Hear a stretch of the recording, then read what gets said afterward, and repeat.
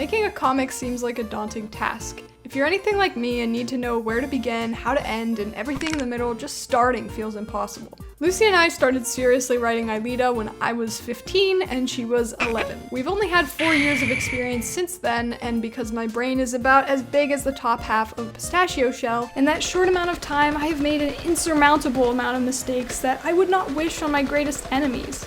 So if you like taking advice from teenagers, this video is for you.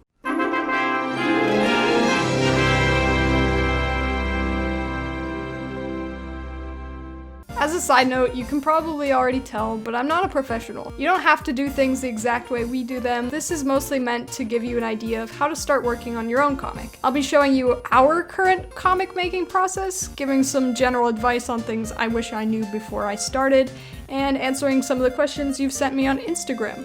Follow me on Instagram, please, I want attention. There's quite a bit of prep work we do before the actual drawing happens, which brings me to my first point.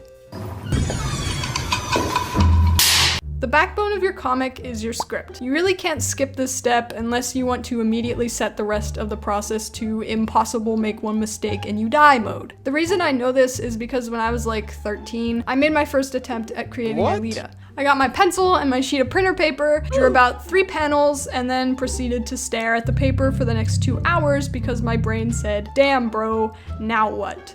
Luckily, I read Shugochara in middle school, and in the back of one of the volumes, it mentioned something about their scripts, and I was like, yeah, script. I knew that. So let's talk about actually writing your script. There are definitely ways to professionally format comic scripts, but I don't do that because I don't care. The only other person who sees the scripts is Lucy, so usually I just go for functionality and speed.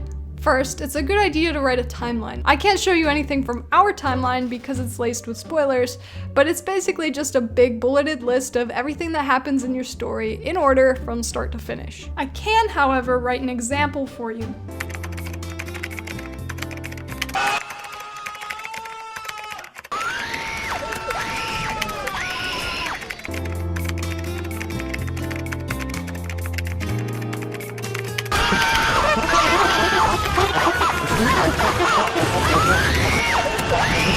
Having a big draft with the entire plot on it makes writing dialogue a lot easier and keeps you on track since it's a constant reminder of the big picture. It can be easy to get lost in the weeds if you write things on a scene-by-scene basis without really knowing what comes next or what purpose it serves.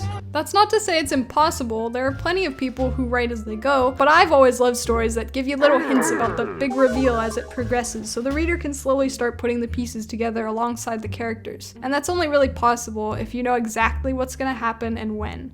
This step is a necessity for me, but for others it may not be. I need a really detailed timeline, other people may only need a few big points. It's really up to you. Let's read one of the script-related questions I was sent. For scripts, I generally look for a couple things: setting, tone, expression, and dialogue. And I like to leave it open-ended enough so Lucy and I can both provide input on what we think a scene should look like. So let's take a look at an example from Aelita chapter 4 because it isn't too spoiler heavy. I start off by establishing the setting and the characters that are currently in this scene. It's Aelita's first visit to Athensis, and in the presence of Moon and Eileen, the scene feels pretty lighthearted. In the establishing shots of the setting, I'll only add in the places or things that will be important.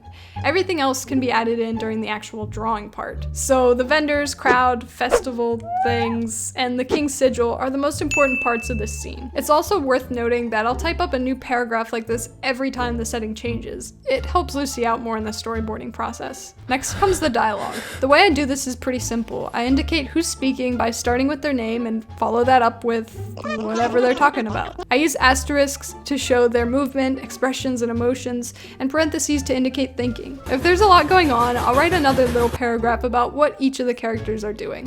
Remember, your script is painting a scene. If you've written a functional script, you should be able to read it and have a pretty good idea of what this scene is going to look like. If you're struggling with that, you may need to go back and establish your setting a little more, or check to see if some of your dialogue is falling flat. If your scene isn't working and you're not sure why, it's important to ask yourself why it's there to begin with. Are you progressing the main plot? A side plot? Are we learning more about the characters? Refer back to your timeline when you need to. Generally, if I read over a script and I feel pumped to start drawing, I know I have something pretty good. Your script should make you feel excited, and your own passion should never be discounted.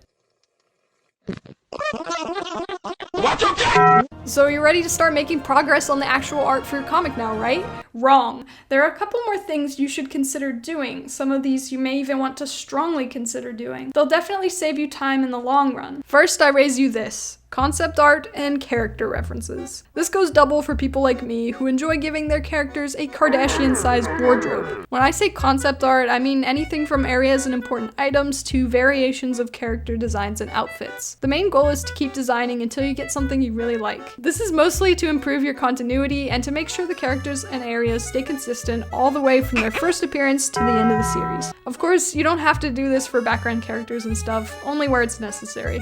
Another thing you may want to consider is copyrighting your work. If you live in the US, you can visit copyright.gov and they have a lot of information on their website about copyrighting your work. A lot of people don't know this, but you can actually file a copyright for unpublished works, which is what we did initially. We sent in our volume 1 storyboard, cover art, and character sheets, then later submitted the finished book.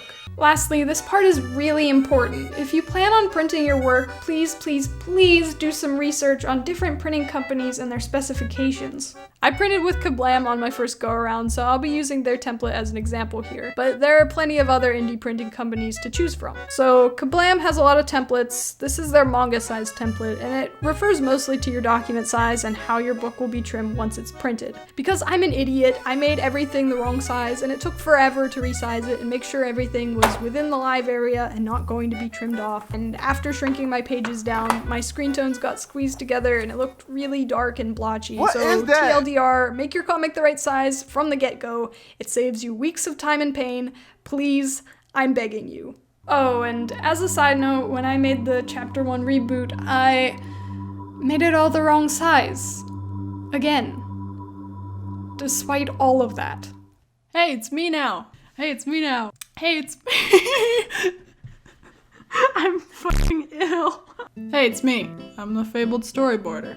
So you want to learn how to storyboard? You've come to the right place. Emma got a lot of questions for how to make good storyboards, and I'm not really surprised. It's essentially the beginning of visualizing your comic, and it's not easy. When you have an empty canvas in front of you, it can be intimidating, especially when there are so many opportunities and different ways to portray a scene or setting or character. But I get it. Woe's me. Now shut up and tell me how you do it.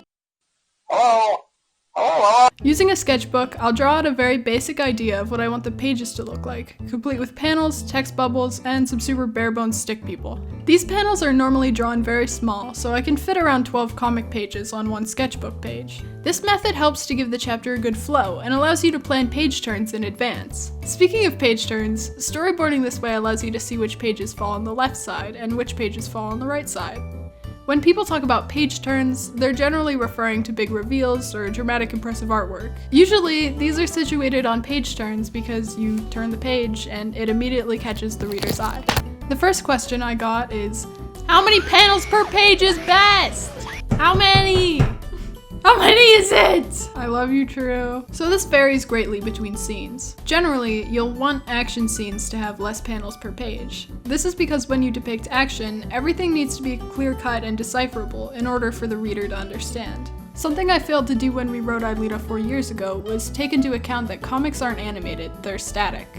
You may want to reference comics rather than animation. For dialogue-heavy scenes, panel count can vary.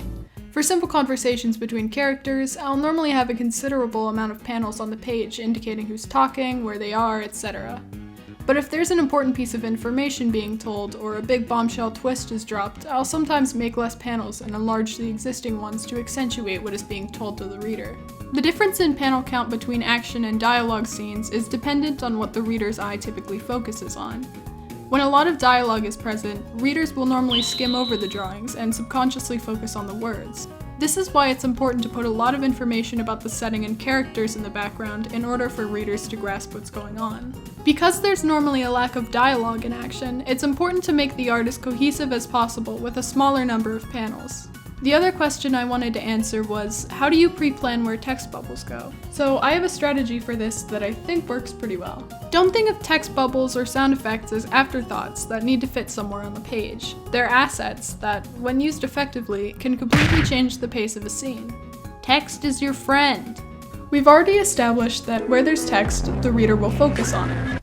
So take advantage of that. When visualizing your page, think of text bubbles as a path or a guide. For example, say you want a page to draw the reader's eye from the top left across the top of your page to the right, and then down to focus on a panel in the middle of your page. Simply situate your text bubbles in those locations with your drawings between them in order to force the reader's subconscious lizard brain to look at the art and text in one swift motion. This can also be applied to sound effects. Of course, there are other ways of doing this using the contents of the panels itself, but for simple scenes, I find this strategy effective. I realize I forgot to mention this, but I make my stuff digitally. If you know how to make comics traditionally, that's cool. Tell me where you got that forbidden knowledge and do that. But I legitimately don't know how, so we're just gonna stick with digital, okay? Okay, cool. Alright, so here we are, the rise and grind part of the process. We made it. Now, because I work like I'm straight out of the geriatric center, this part takes me 4,000 years. I got achy old lady bones. But maybe you're like Speed Racer. What do I know?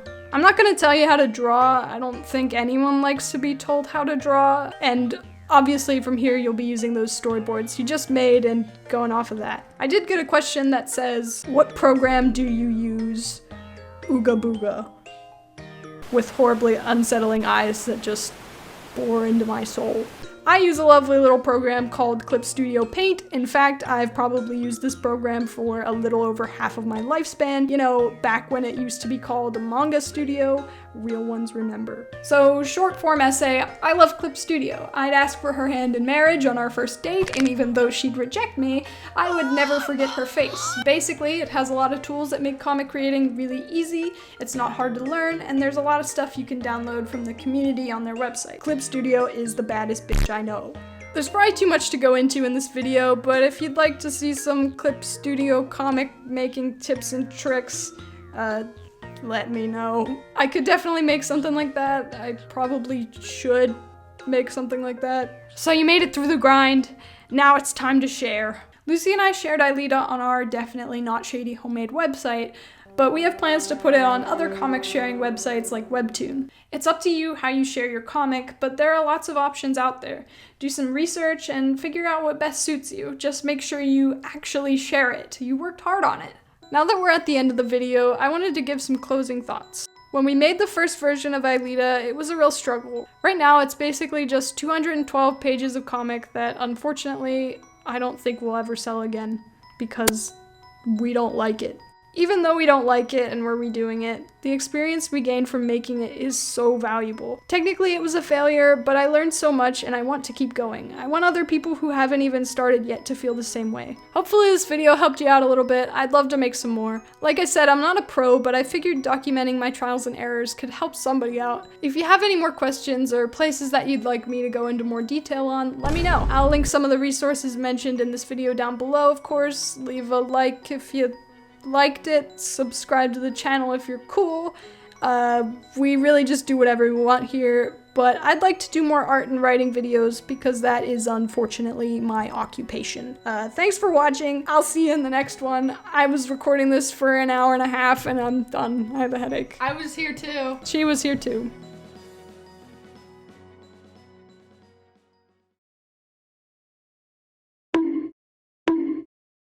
You know, I have a question, because I was going to say, you know, I'm just going to be like, oh, making a comic, that seems so hard.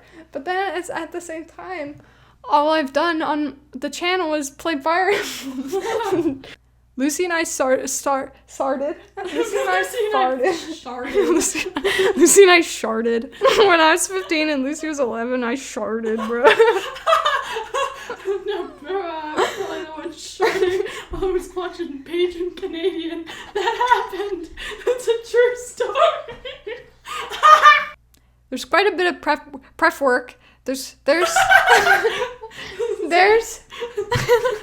looked up at me like you're about to cry. When I talk, I go like this. Smolder. I smolder when I talk. That's why we can't have face cam. To be fair, it's not when I talk, when I read. I smolder when I read. Oh, this is chunky. The main goal is to keep designing until you get something until you get something. Wait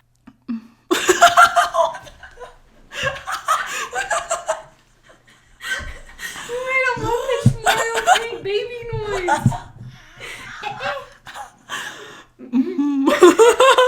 Hey, it's me now. God, why did I scream?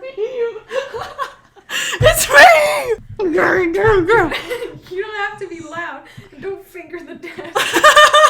Hey, it's me. God damn! Don't say, hey! Do you want the dong? Hey, it's me now. Hey, it's me! I'm fucking ill. Damn. Okay, so I get a sketchbook and I draw some panels in it, and they're tiny.